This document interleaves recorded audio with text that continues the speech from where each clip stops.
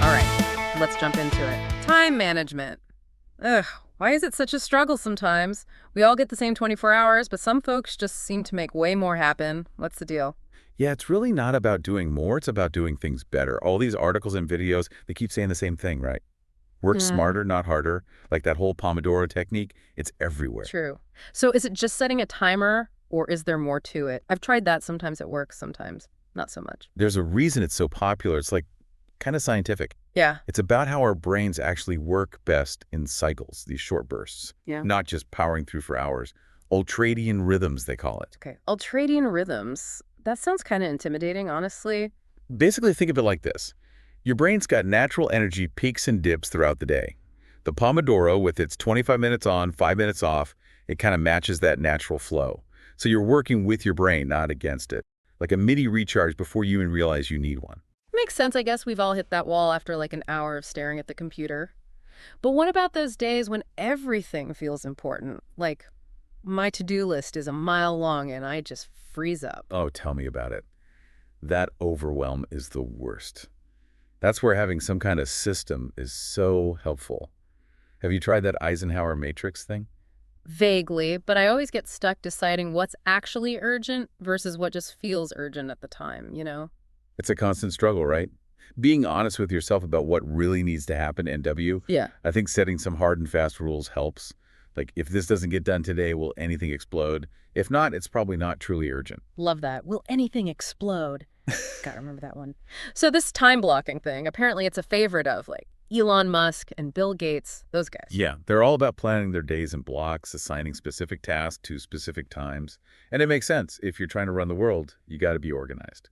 I've tried it. I suck at sticking to it. Life just gets in the way, you know? It's more like a guideline, not a prison sentence. Things happen, right? I think the real power of time blocking is just the intentionality it brings. Being mindful of what you're doing when, not just letting the day run you. Okay, that actually makes me feel better about it. It's about taking control, not letting the schedule control you. So this eat that frog thing, I know, right? Weird name. you caught my eye. Sounds kind of brutal, though. It's actually not bad once you get past the name. The idea is you do your hardest task first thing in the morning, get it out of the way. It's like ripping off a Band-Aid. Just dive in and get it over with. Exactly. Because your willpower is usually highest in the morning, right? So you're using that energy to tackle the thing you're most likely to procrastinate on. And then hopefully the rest of the day feels easy by comparison.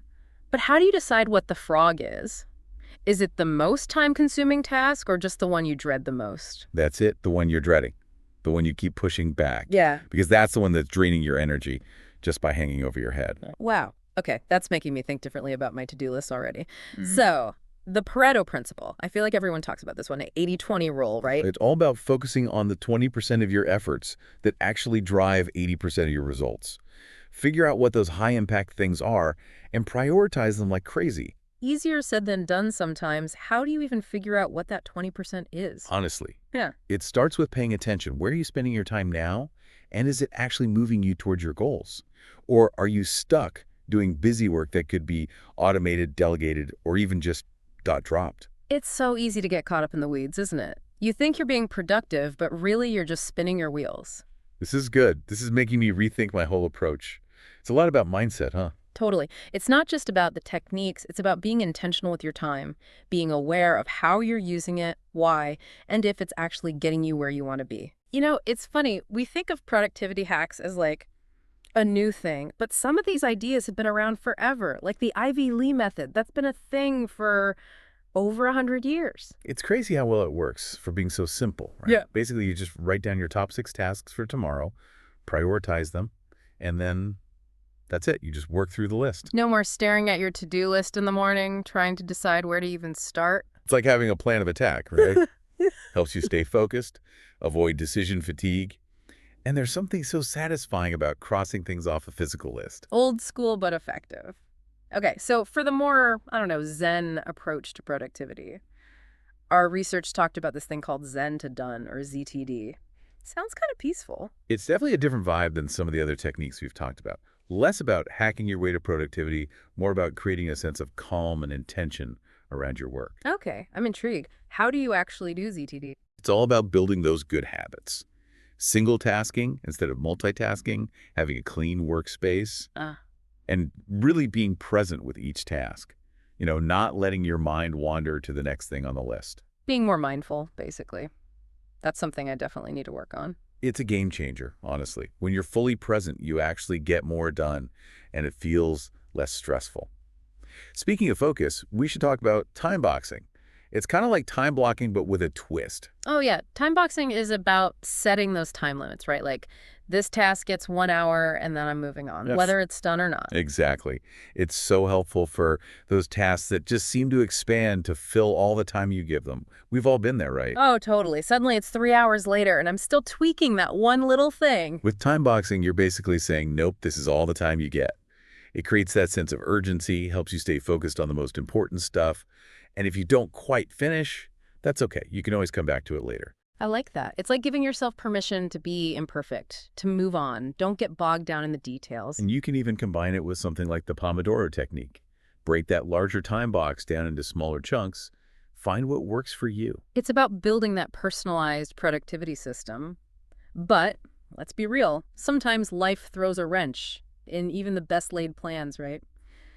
How do you roll with the punches and stay productive when everything's going sideways? That's where being adaptable comes in. Mhm. Being willing to shift gears, reprioritize, maybe delegate something.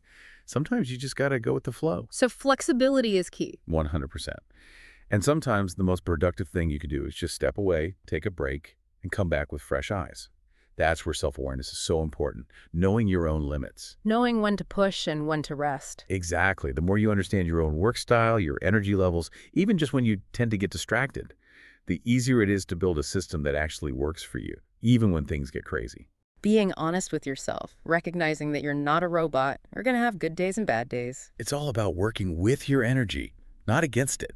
Eh, Sometimes you just got to take a break, recharge. burnout helps nobody, that's for sure. Okay, speaking of things that can totally derail our best efforts, our research had a lot to say about boundaries. Specifically, the power of no, which, let's be real, is hard to say sometimes. Oh, yeah, I struggle with that. It's like, we want to be helpful, right? We want to please people, but you can't say yes to everything. Something's got to give. It's true, it's like that saying, you can do anything, but not everything. Gotta choose wisely. And often the first things to go are the things that actually help us be more productive in the long run.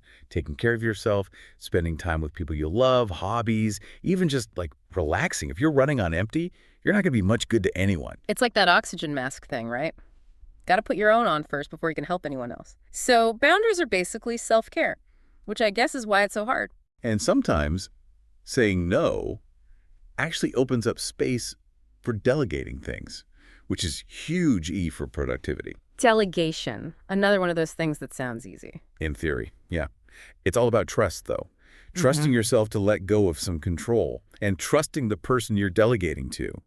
Recognizing that you don't have to be the best at everything. It's like building a team, even if that team is just you and your partner trying to get dinner on the table. Exactly. And it's not just about getting things off your plate. It's a chance for other people to learn, to grow, to take on more responsibility. Win-win. Okay, let's talk tools. Our research mentioned everything from like good old-fashioned to-do lists to fancy project management software. Where do you stand on all that? Honestly, I think the best tool is the one that you'll actually use. It's got to fit your style. Because like if you're a pen and paper person, don't force yourself to use some complicated app just because it's trendy. Exactly. Yeah. The point is to make your life easier, not more complicated. Speaking of which, we got to talk about environment. Where you work, how it's set up, it can make a huge difference. Oh yeah, I've definitely had those days where I'm just like, I cannot stare at this computer screen one more minute.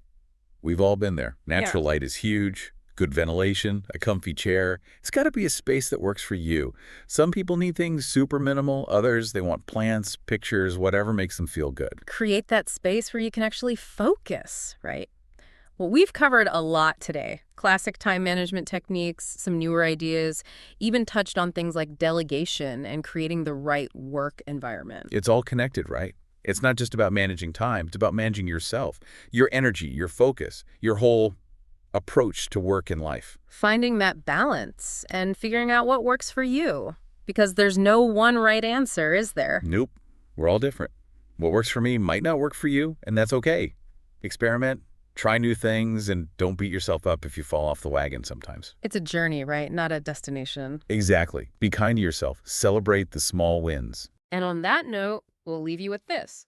We've talked a lot about saying no to things, but what about saying yes more? Yes to rest. Yes to those things that light you up.